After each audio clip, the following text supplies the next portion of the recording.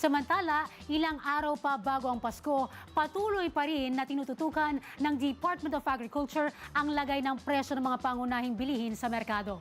At si Lubini Mortas, una sa balita, live. Yes, Lubini. Zay, batay sa pinakabagong weekly price monitoring sa Obrero Market sa Santa Cruz, Manila, karamihan sa mga pangunahing bilihin ay napapasok pa rin sa suggested retail price. Kabilang sa minomonitor ang presyo ng bigas na nasa antas na itinuturing pa rin makatarungan. Gayon din ang presyo ng karne at manok na nananatili sa loob ng itinakdang gabay ng pamahalaan.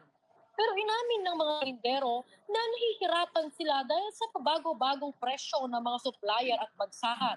Ayon sa kanila, may mga araw na mababa ang presyo ng puhunan, ngunit bigla itong tumataas na nagiging dahilan ng hirap sa pagpresyo at pagbebenta.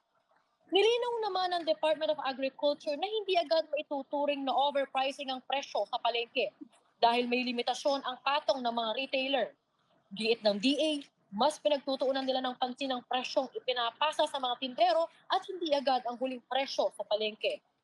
Bilang tugon, tututok ang ahensya sa buong supply chain mula supplier at trader hanggang sa retail upang matiyak na makatarungan ng presyo at walang umaabuso sa sistema.